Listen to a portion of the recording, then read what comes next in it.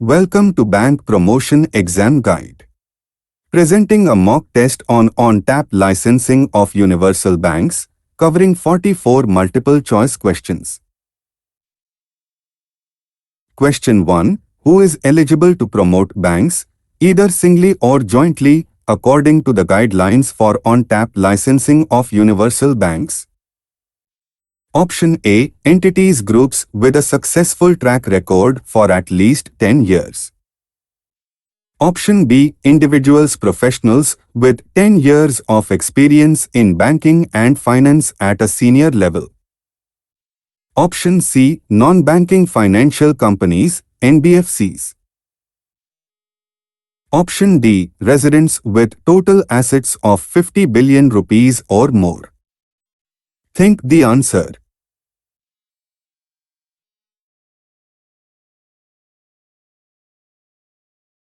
Correct answer B. Individuals professionals with 10 years of experience in banking and finance at a senior level. According to the guidelines, individuals professionals who are residents and have 10 years of experience in banking and finance at a senior level are eligible to promote banks, singly or jointly. Question 2. What condition must be met by entities groups in the private sector with total assets of 50 billion rupees or more to be eligible to promote banks? Option A. Non-financial business accounting for 40% or more in terms of total assets gross income. Option B. Having a successful track record for at least 5 years. Option C. Being publicly traded companies. Option D. Having international operations. Think the answer.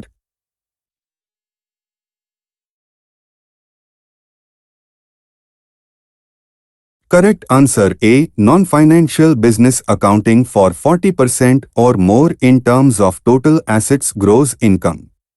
Entities groups in the private sector with total assets of 50 billion rupees or more must ensure that the non-financial business of the group does not account for 40% or more in terms of total assets in terms of gross income to be eligible.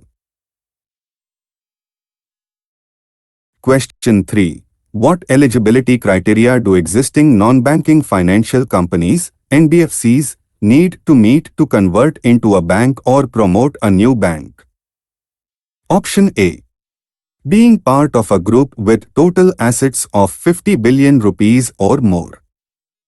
Option B. Having a successful track record for at least 5 years. Option C. Being publicly traded companies. Option D. Being controlled by residents and having a successful track record for at least 10 years. Think the answer.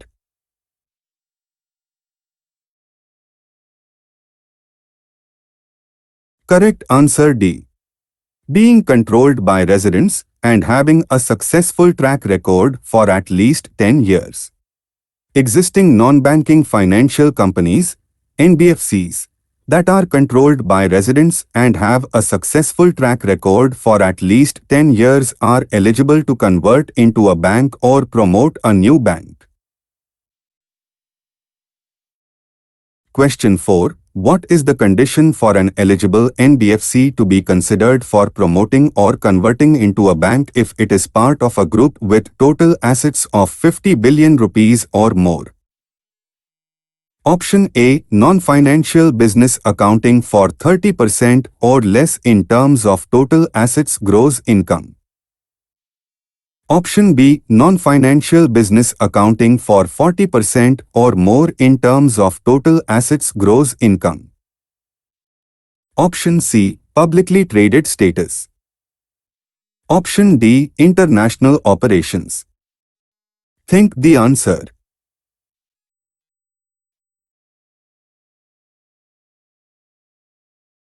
Correct answer B. Non-financial business accounting for 40% or more in terms of total assets gross income. If an eligible NBFC is part of a group with total assets of 50 billion rupees or more, it is not eligible if the non-financial business of the group accounts for 40% or more in terms of total assets in terms of gross income. Question 5. What is a key criterion for assessing the fit and proper status of promoters who are individuals? Option A. Minimum 5 years of experience in banking and finance. Option B. Minimum 8 years of experience in banking and finance. Option C. Minimum 10 years of experience in banking and finance at a senior level. Option D. No specific experience requirement. Think the answer.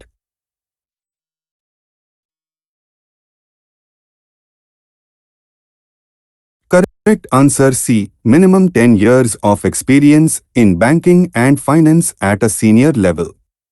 Individuals acting as promoters should each have a minimum of 10 years of experience in banking and finance at a senior level for their fit and proper assessment. Question 6. What is a requirement for the past record of sound credentials and integrity for both individual and entity promoters? Option A. Minimum 5 years of sound credentials and integrity.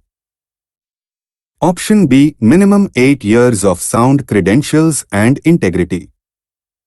Option C. Minimum 10 years of sound credentials and integrity. Option D. No specific requirement for sound credentials. Think the answer.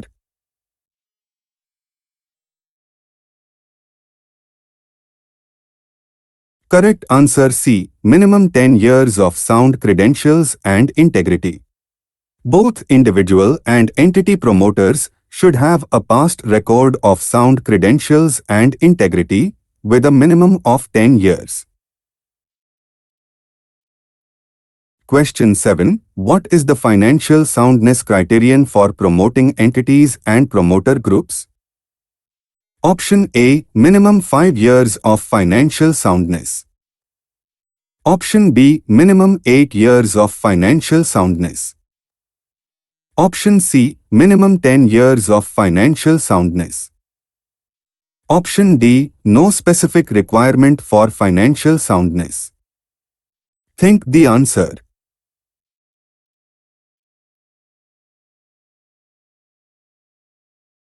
Correct answer C. Minimum 10 years of financial soundness. Promoting entities and promoter groups should be financially sound and should have a successful track record for at least 10 years. Question 8. What additional preference is given to promoting entities in terms of shareholding? Option A. Entities with the highest shareholding. Option B. Entities with the lowest shareholding. Option C. Entities with diversified shareholding. Option D. Entities with concentrated shareholding. Think the answer.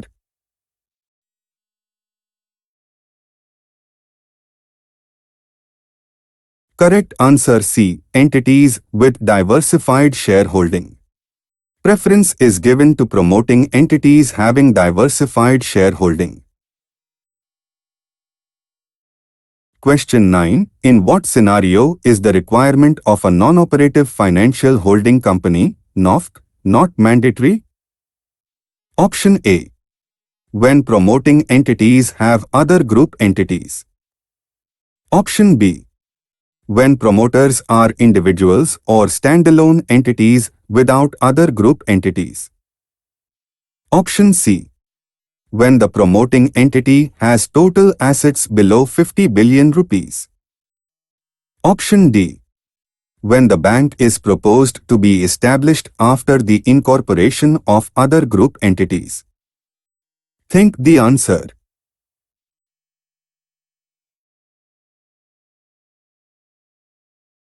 Correct answer B. when promoters are individuals or standalone entities without other group entities. If promoters are individuals or standalone promoting entities without other group entities, the requirement of NOFHC is not mandatory initially. Question 10. What is the reporting requirement for changes in shareholding within the promoting entity when proposing to set up or convert into a bank? Option A. Any change in shareholding must be reported only if it exceeds 10%. Option B. Any change in shareholding must be reported only if it exceeds 15%. Option C. Any change in shareholding must be reported if it exceeds 5%.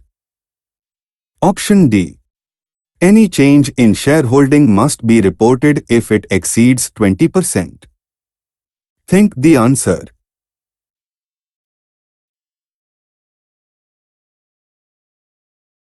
Correct answer C. Any change in shareholding must be reported if it exceeds 5%.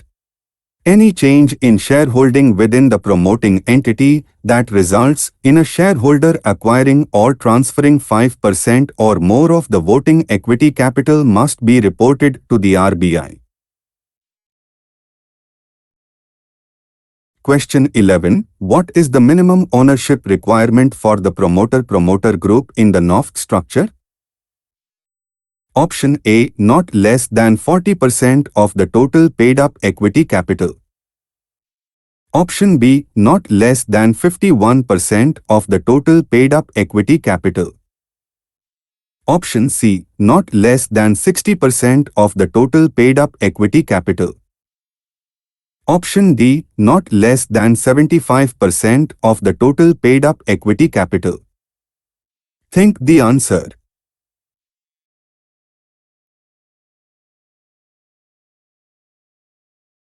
Correct answer B. Not less than 51% of the total paid-up equity capital. In the NOFHC structure, not less than 51% of the total paid-up equity capital must be owned by the promoter-promoter group. Question 12. What is the objective of the NOFHC structure regarding the bank's activities within the group? Option A. To integrate all financial services entities. Option B. To segregate the bank from other financial services entities. Option C. To encourage competition among financial entities. Option D. To allow the bank to engage in commercial activities. Think the answer.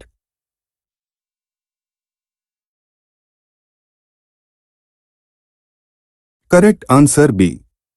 To segregate the bank from other financial services entities. The NOFHC structure aims to ring-fence the regulated financial services entities, including the bank, from other activities of the group not regulated by financial sector regulators. Question 13. What is the minimum period during which the NOFHC is not permitted to set up any new financial services entity after its commencement of business? Option A. 1 year. Option B. 2 years. Option C. 3 years. Option D. 4 years. Think the answer.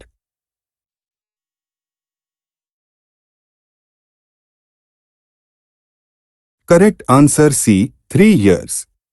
The NOFHC is not permitted to set up any new financial services entity for at least 3 years from the date of commencement of business. Question 14. What is the initial minimum paid-up voting equity capital required for a bank under the on-tap licensing of universal banks in the private sector? Option A. 3 billion. Option B. 5 billion. Option C. 7 billion. Option D. 10 billion. Think the answer.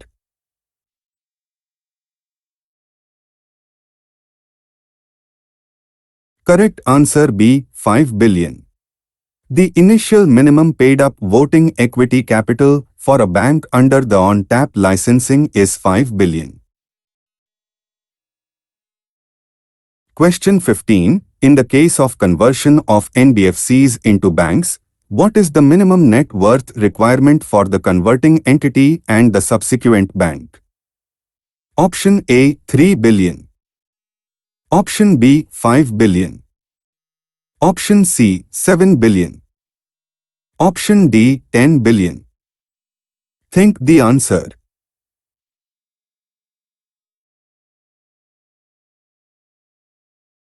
Correct answer B. 5 billion. In cases of conversion of NBFCs into banks, both the converting entity and the subsequent bank shall have a minimum net worth of 5 billion. Question 16. For how long is a bank required to maintain a minimum capital adequacy ratio of 13% of its risk-weighted assets, RWA, after the commencement of its operations? Option A. 1 year. Option B. 2 years. Option C. 3 years. Option D. 4 years. Think the answer.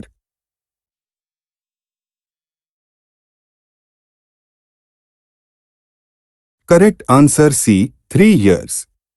A bank is required to maintain a minimum capital adequacy ratio of 13% of its risk-weighted assets, RWA, for a minimum period of 3 years after the commencement of its operations. Question 17. Within what time frame should a bank listed on the stock exchanges after the commencement of its business? Option A. 4 years. Option B. 5 years. Option C. 6 years. Option D. 7 years. Think the answer.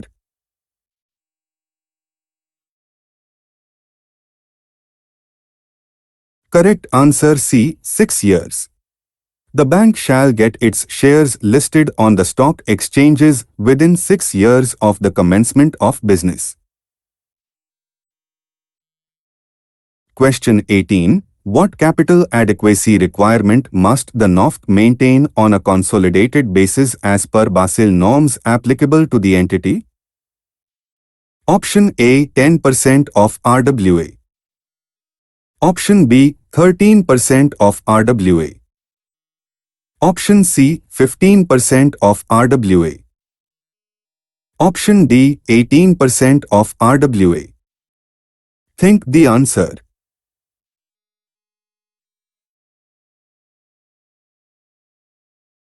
Correct answer B. 13% of RWA. The NOFHC shall maintain capital adequacy on a consolidated basis as per Basel norms, with a minimum of 13% of its risk-weighted assets, RWA, applicable to the entity. Question 19. What is the minimum percentage of paid-up voting equity capital that the promoter S and the promoter group NOFHC must hold for a period of 5 years from the date of commencement of business of the bank? Option A. 30%. Option B. 40%. Option C. 50%. Option D. 15%. Think the answer.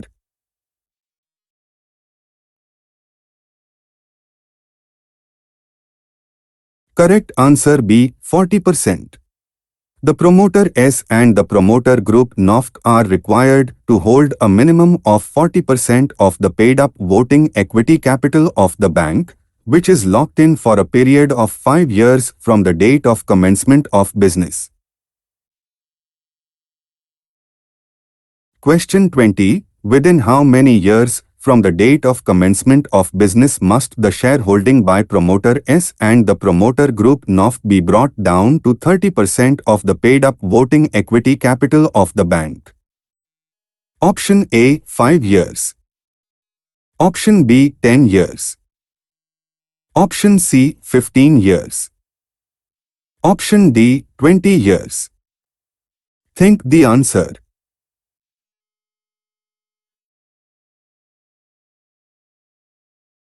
Correct answer B. 10 years. The shareholding by promoter S and the promoter group NOFHC must be brought down to 30% of the paid-up voting equity capital of the bank within a period of 10 years from the date of commencement of business.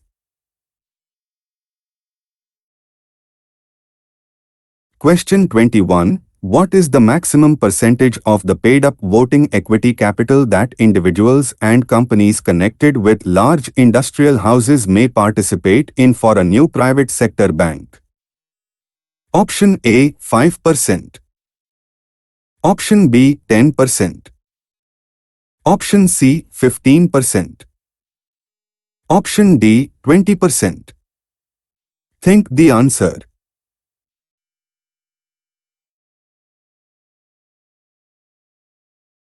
Correct answer B. 10%. Individuals and companies connected with large industrial houses may participate in the equity of a new private sector bank up to a maximum of 10% of the paid-up voting equity capital. Question 22. What is the restriction on shareholding or control by any single entity or group, other than promoters promoter group NOFHC, during the first 5 years of the operations of the bank? Option A, not more than 20%. Option B, not more than 15%. Option C, not more than 10%. Option D, not more than 5%. Think the answer.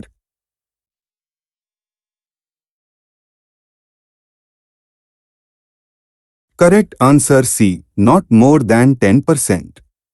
No single entity or group, other than promoters promoter group NOFHC, shall have shareholding or control, directly or indirectly, in excess of 10% of the paid-up voting equity capital of the bank during the first 5 years of the operations of the bank. Question 23. Which of the following acts does not directly govern the operations of a new private sector bank in India? Option A, Banking Regulation Act, 1949. Option B, Companies Act, 2013. Option C, Reserve Bank of India Act, 1934. Option D, Foreign Exchange Management Act, 1999. Think the answer.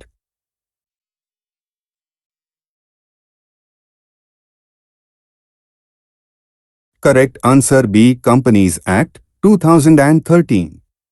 While the Companies Act applies to general corporate governance, specific banking laws take precedence for banks. Question 24. Which act regulates the handling of foreign currency transactions by a new private sector bank in India? Option A, Banking Regulation Act, 1949. Option B, Reserve Bank of India Act, 1934. Option C, Foreign Exchange Management Act, 1999. Option D, Payment and Settlement Systems Act, 2007. Think the answer.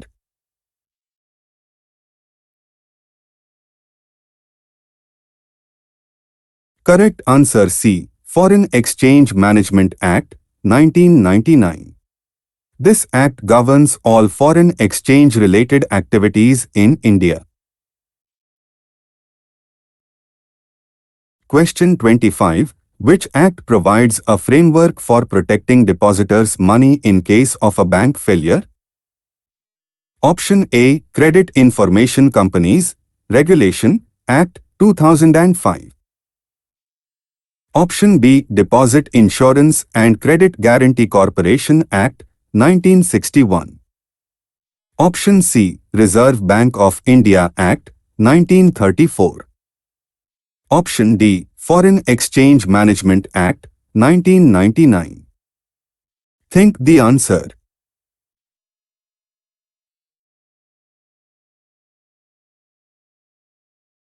Correct answer B. Deposit Insurance and Credit Guarantee Corporation Act, 1961.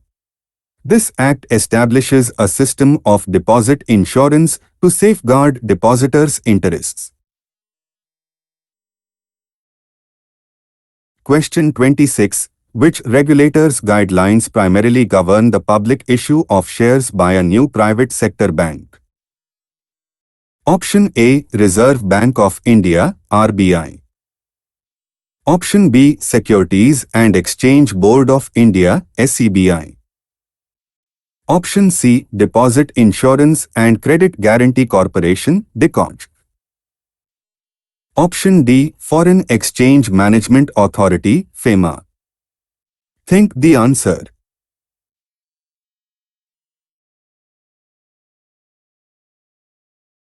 Correct answer B. Securities and Exchange Board of India, SEBI. SEBI regulates the securities market, including public issuance of shares. Question 27. Which of the following statements is true regarding the regulatory framework for new private sector banks in India? Option A. They are solely governed by the Banking Regulation Act, 1949. Option B. They are exempt from the regulations of SEBI. Option C. They are subject to a comprehensive framework of laws and guidelines from multiple regulators. Option D. They are primarily regulated by the Ministry of Finance. Think the answer.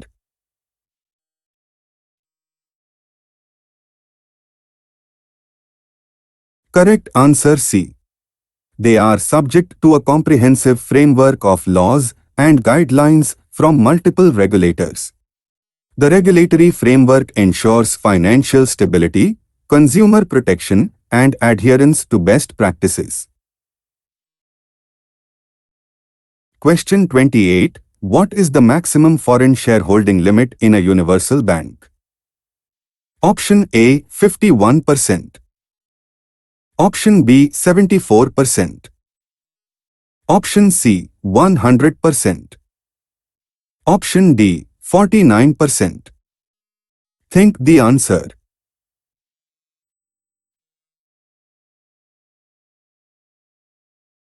Correct answer B. 74%. The foreign shareholding in the bank is subject to the existing Foreign Direct Investment (FDI) policy, and the aggregate foreign investment limit is mentioned as 74% in the provided content. Question 29. What is the bank precluded from, according to the guidelines for on-tap licensing of universal banks in the private sector? Option A. Having exposure to entities with significant influence or control by promoters. Option B. Having exposure to shareholders with shareholding less than 10%. Option C. Having exposure to unrelated entities. Option D. Having exposure to government entities. Think the answer.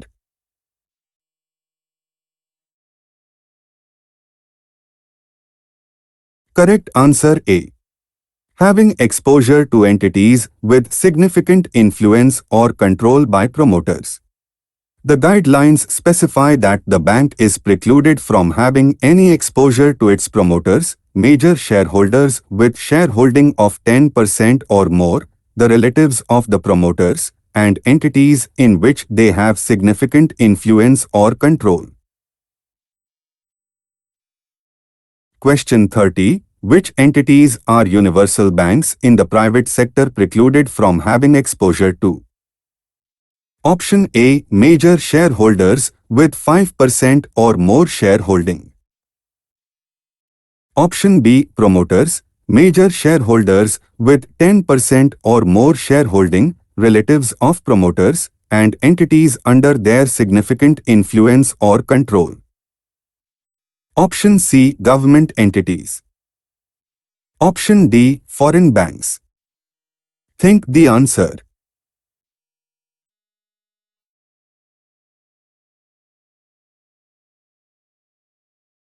Correct answer B. Promoters, major shareholders with 10% or more shareholding, relatives of promoters, and entities under their significant influence or control. This restriction aims to prevent conflicts of interest and ensure sound financial management. Question 31. What is the minimum shareholding threshold that triggers exposure restrictions for universal banks in the private sector? Option A 5%. Option B 10%. Option C 15%. Option D 20%. Think the answer.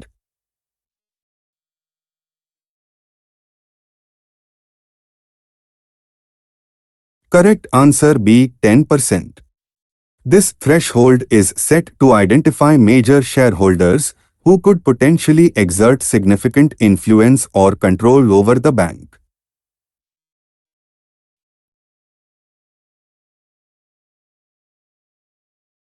Question 32. What is the minimum percentage of branches that a universal bank in the private sector must open in unbanked rural centers? Option A 10%. Option B 15%. Option C 20%. Option D 25%. Think the answer.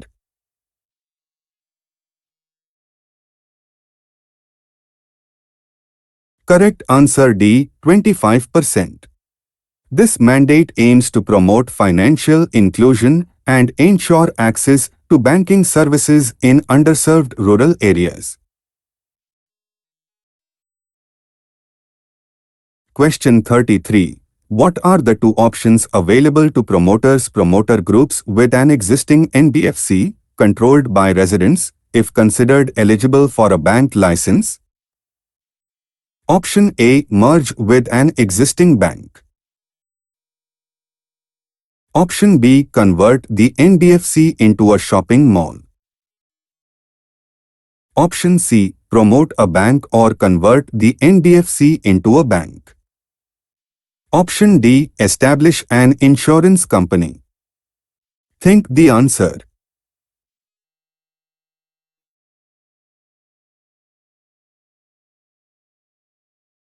Correct answer C. Promote a bank or convert the NBFC into a bank.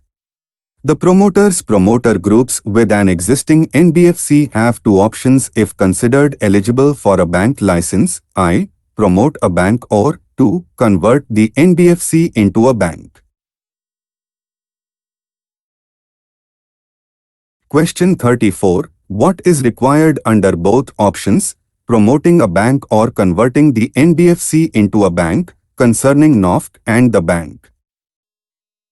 Option A. Compliance with international regulations. Option B. Compliance with guidelines only if deemed necessary. Option C. Compliance with all the requirements laid down in the guidelines. Option D. Compliance with guidelines only during the initial phase. Think the answer.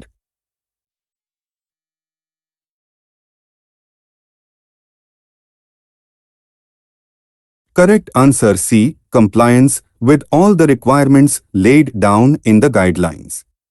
Under both options, the NOFHC, the bank, or both, as the case may be, should comply with all the requirements laid down in the guidelines. Question 35. When may RBI not insist on the promoter's minimum initial contribution and apply a lock-in period of 5 years? Option A. When the promoter shareholding is below 30%. Option B. When the promoter shareholding is above 40%. Option C. When the promoter shareholding is below 40% but above 26%. Option D. When the promoter shareholding is above 50%. Think the answer.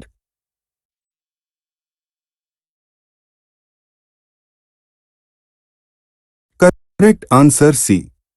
When the promoter shareholding is below 40% but above 26%.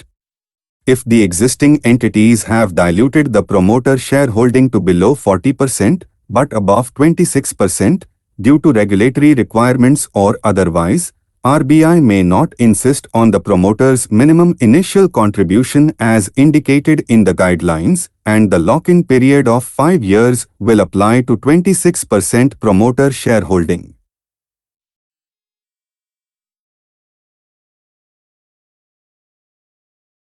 Question 36. Under what conditions will RBI consider allowing the retention of existing branches of the NBFC converting into a bank as bank branches? Option A. Without any conditions. Option B. With approval from the Ministry of Finance. Option C. With prior approval and subject to conformity compliance with extant guidelines on branch authorization. Option D. Only if the NBFC retains its original name. Think the answer.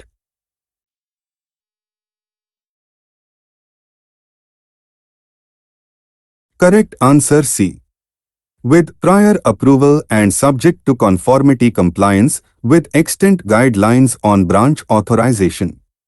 RBI will consider allowing the retention of existing branches of the NBFC converting into a bank as bank branches with prior approval and subject to conformity compliance with the extant guidelines on branch authorization.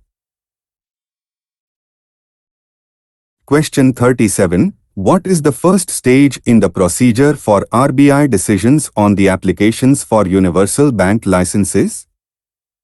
Option A. Evaluation by the Internal Screening Committee. Option B. Assessment of eligibility by SEBI. Option C. Final approval by the Central Board of Directors. Option D. Scrutiny by the Standing External Advisory Committee, SEBI. Think the answer.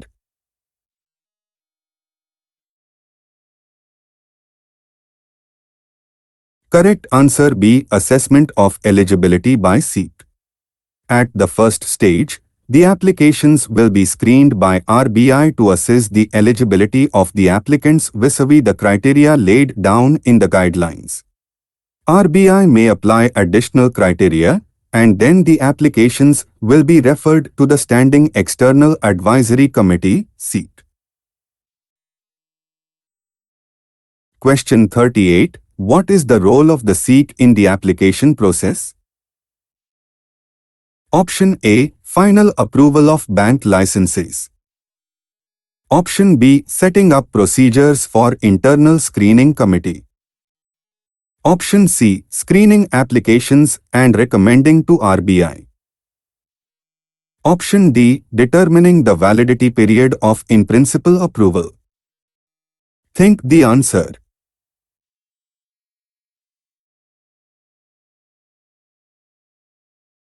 Correct answer C. Screening applications and recommending to RBI.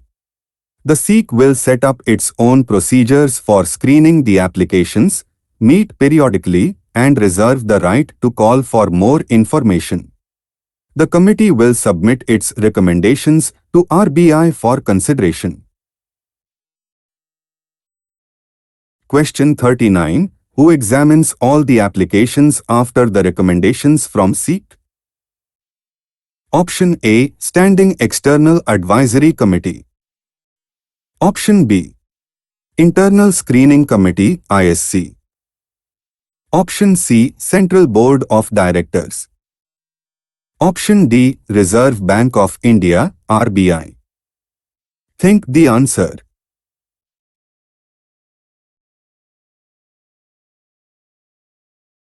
Correct answer B.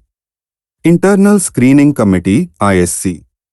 The Internal Screening Committee, ISC, consisting of the Governor and the Deputy Governors, examines all the applications and deliberates on the rationale of the recommendations made by the SEBI. Question 40. What is the validity period of the in-principle approval issued by RBI? Option A, 12 months. Option B, 18 months. Option C, 24 months. Option D, 36 months. Think the answer.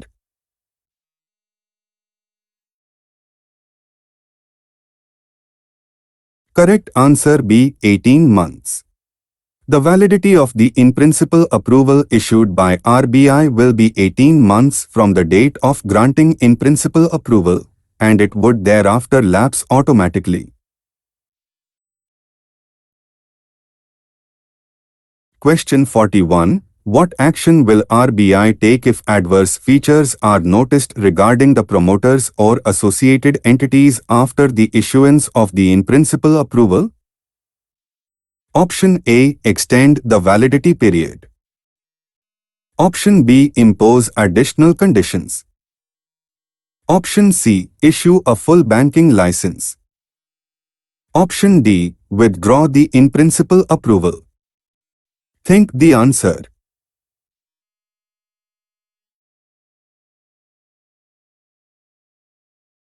Correct answer D. Withdraw the in-principle approval. If any adverse features are noticed subsequently regarding the promoters or associated entities, RBI may impose additional conditions, and if warranted, it may withdraw the in-principle approval. Question 42. How long is an applicant ineligible to reapply for a banking license if found unsuitable? Option A. 1 year. Option B. 2 years. Option C. 3 years. Option D. 5 years. Think the answer.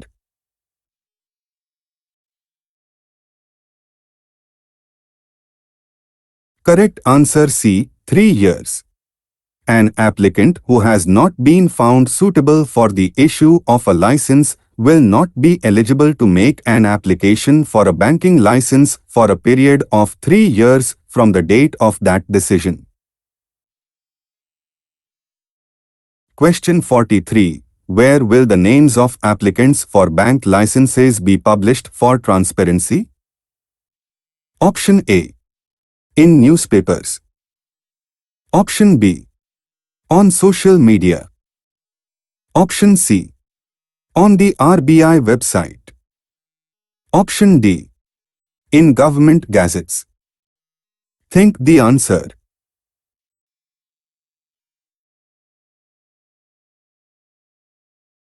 Correct answer C. On the RBI website. In order to ensure transparency, the names of the applicants for bank licenses will be placed on the RBI website periodically. Question 44. In case of disagreement with the decision of the Committee of the Central Board, where can an applicant prefer an appeal? Option A. Ministry of Finance. Option B. Central Board of Directors. Option C. Banking Ombudsman. Option D. Supreme Court of India. Think the answer.